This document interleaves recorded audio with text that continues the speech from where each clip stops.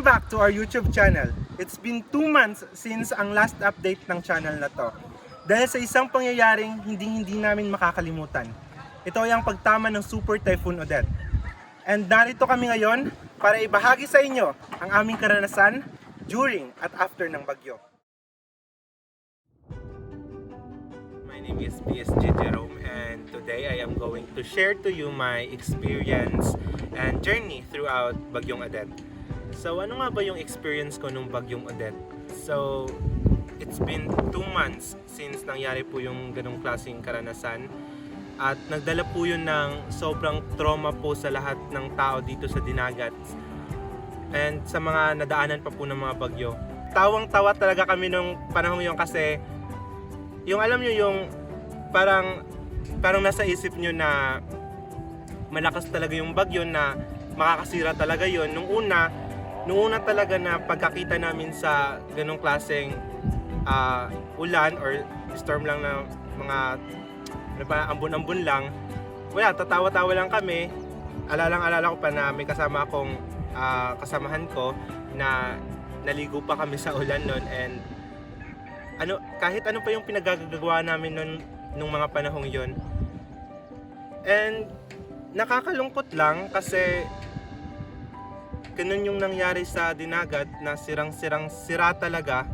So pagkatapos po ng bagyong yon, nagpaalam po kami sa manager namin na umuwi muna sa aming mga tahanan para din i-check yung pamilya namin at yung kalagayan nila doon. And thankful po ako kasi yung family ko is safe. Kahit na wala doon si Papa during ng bagyo, safe pa din po sila.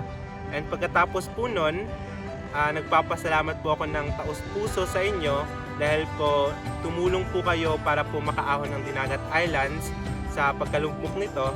And yun lang po. Thank you very much po. Yun lang po. What's up mga katawa? I am PSG Angel. And kinaumagahan after ng bagyo, umuwi ako, naglakad ako. Nilakad ko yung Luna patungong Hakis para lang masigurado yung safety ng pamilya ko. Kung safe ba sila or nasa safe place ba sila. I'm so thankful to God and hindi niya ako pinabayaan, hindi niya pinabayaan yung pamilya ko and they are all safe. Mawala man lahat ng pinaghirapan ko o ng pamilya ko, wag lang ako mawalan ng mahal sa buhay. My family is my strength and they are my treasure. Hi mga katawa! Ako nga pala si PSG. When Typhoon Odette strikes in Dinagat Islands, I was just in a room reading Wattpad. Kasi hindi po namin in-expect na ganun kalakas ang Typhoon Odette. Nung time po ng Typhoon Odette, nag-chill lang po kami at tumatawa lang po kami. Kasi nga, hindi po namin in-expect. After nung Typhoon Odette, nakita namin ang whole place dito sa Dinagat Islands. Sira lahat. After ng mga ilang araw, nagsuffer din kami ng walang internet, walang kuryente, lahat dito.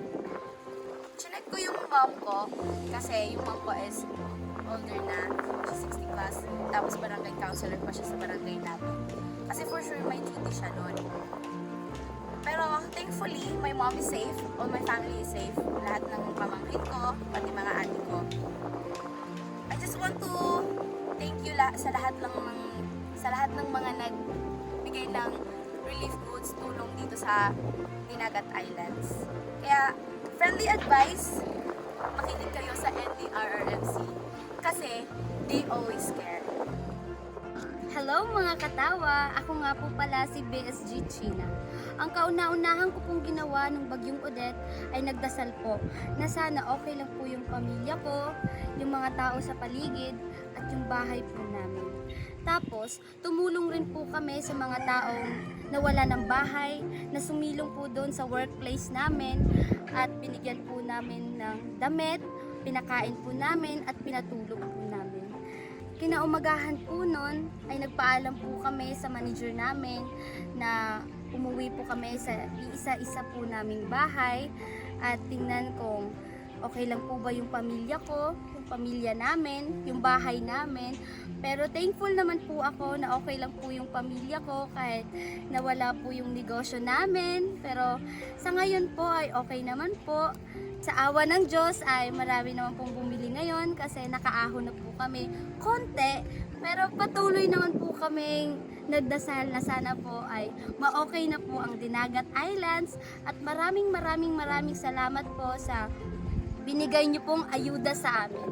Yun lang po at maraming salamat. Hi mga katawa! I'm BSG Pat. So ngayon, isi-share ko sa inyo kung anong ginawa ko nung bagyong Odette. Actually, wala naman talaga akong ginagawa masyado nun. Natutulog lang po talaga ako nun. Tapos, may gumising sa akin, mga kasamahan ko. Sabi niya, halika Pat, punta tayo sa labas. Kunin natin yung mga nilabhan natin kahapon. Kaya ayun, lumabas kami. Pagkalabas namin, yung panahon, parang normal lang na bagyo. Kaya chill-chill lang kami. Yung parang wala lang kasi nasanay na kami dito na kapag sinabing bagyo, ganun lang, chill lang, para ganun. Yung bahay kasi namin kahoy lang. Kaya ayun, nag-alala ako ng sobra sa pamilya ko, sa kapatid ko. Yun lang po ang isi-share ko sa inyo. Thank you. Hi mga katawa! I'm BSG Cara.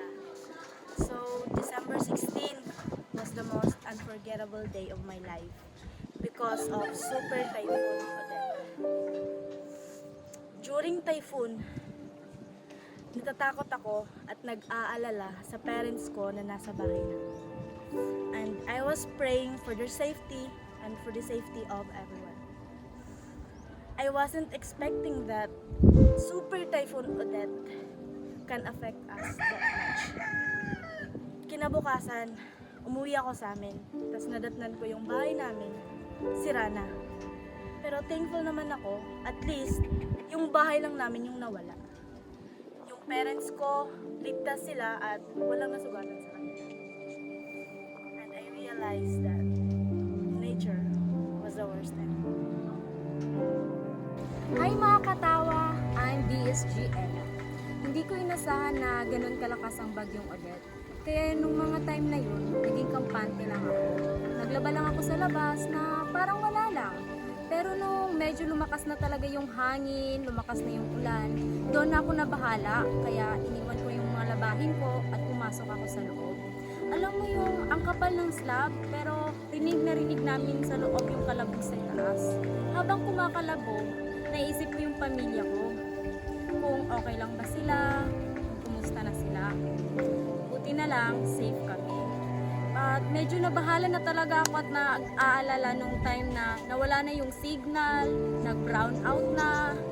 At nung may chance kami na sumilip sa labas kasi medyo humina na yung hangin. Pagtingin namin sa labas, nagulat kami kasi paglabas namin, nakita namin na natumba na yung mga puno, wasak na yung mga bahay, tapos nagkalat na yung mga yero sa daan. Kaya mas lalo kong naisip yung pamilya ko. Tapos mga ilang araw ko pa silang napuntahan sa bahay at sa awa ng Diyos, okay naman sila. Kahit nawalan kami ng bahay, at least naging safe sila. Hindi ko talaga inasahan na ganun kalakas ang bagyong Odette. First time yun nangyari sa buong buhay ko. Kaya dapat hindi natin baliwalain ang mga ganong klaseng kalamidad. Hi mga katawa! I'm BSG Jolly. So yun nga, hindi kami nag-expect na ganun kalakas ang bagyo. Kasi nga, nasanay kami dito na kahit mag-signal number 1, 2, 3 or 4 dito, parang wala lang. Parang wala lang sa amin sa mga pamilya ko. Ewan ko sa iba, pero halos talaga lahat, binaliwala lang yung bagyo. At laking pasalamat ko naman sa Diyos, okay lang yung pamilya ko, kami lahat dito sa rest house. At yun, na-realize ko na dapat wag baliwalain ang mga ganyang bagay. Hi mga katawa! This is BSG Jane. Based on my experience, takot na takot ako nung mga panahong yun. Hindi ko lubos maisip na ganun yung mangyayari sa amin, na ganun kalakas yung bagyo. Takot ako sa mga pangyayari at takot ako kung ano na ang nangyayari sa pamilya ko. First time kong maranasan yun at ayoko nang maranasan pa. Ito talaga yung time na mapapasabi ka na lang ng masarap pang mabuhay. Hi mga katawa! Ako nga pala si BSG Jovi. At ito ang naranasan ko sa bagyong Odette. Bago nagsimula ang bagyo, nakauwi na ako sa bahay namin. Kasi inalagaan ko yung lolo ko kasi nga may lagnat siya. Tapos, nabalitaan ko sa TV na may paparating daw na malakas na bagyo. Pero, binaliwala ko lang yun kasi nasanay na ako na mahina lang. Tapos, nung nagsimula ng umulan ng malakas at hangin, doon ako nagpanik. Pero, inisip ko yung lolo at lolo ko Kasi, kung magpapadala ako sa panik ko, paano na kami? Kaya, ang ginawa ko, dinala ko sila sa mesa para doon mas safe kami. Tapos, 2 oras kami doon mahigit. Tapos, awang-awa na ako sa lolo ko kasi may sakit pa siya. Tapos, basang-basa kami nun Tapos, nilalamig na siya kasi sobrang lakas ng hangin nun. Kaya gumawa ako ng paraan. Naisipan kong pumunta sa kapitbahay namin kasi parang mas okay dun Pero nag-struggle kami nun kasi nahihirapan yung lola ko sa paglalakad. Kaya ang ginawa ko, binuhat ko na lang siya. At na-realize ko na huwag magpadala sa emosyon at huwag magpanik para makaisip ka ng tama. Magandang araw mga katawa. Ako nga po pala ito si PSG Lance. At ngayon po ibabahagi ko po sa inyo ang aking mga karanasan. During po sa bagyong Odette, habang hindi pa po lumalakas yung hangin, nandun po ako sa court kasama yung mga kasamahan ko sa basketball para iligpit po yung mga gamit na maaari naming may salba. At nung lumakas na po yung hangin, lumipat po kami sa mas ligtas na lugar. At habang nakatayo po ako sa bintana, kitang-kita ko po kung gaano kalakas si Odette. Nasaksihan ko po kung paano winasak at sinira ni Odette ang mga infrastruktura dito. Kaya sa mga oras na yon, hindi ko muna inisip ang aking pamilya. Inisip ko muna ang aking sariling kalagayan. Kasi baka mag-collapse lang ako at mawala ako sa sarili ko, kakaisip sa kung anong nangyari sa kanila. I had to control my mind. Alam ko naman din na matibay yung bahay namin at trained naman yung parents ko sa ganitong senaryo. Kaya kumalma ako. Isa rin sa nagpapakalma sa akin noon is si God. Alam kong hindi niya kami pababayaan. Kinabukasan, pinayagan kami ng aming management na umuwi sa aming bahay. At sa awa ng Diyos, walang masamang nangyari sa aking pamilya at sa aming bahay. Although may mga kaunting sira, pero ayos lang yan. Kaya, thanks G.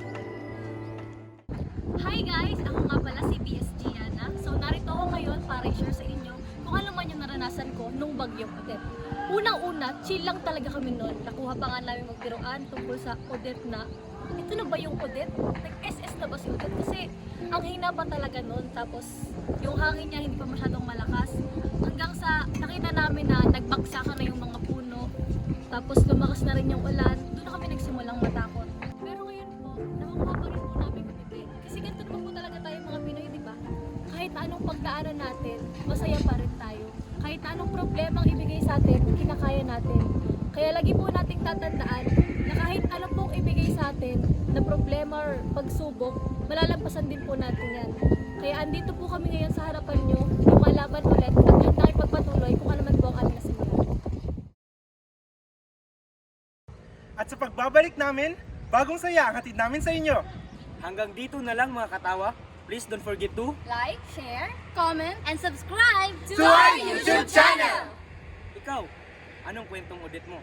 In 1, 2, 3! Go!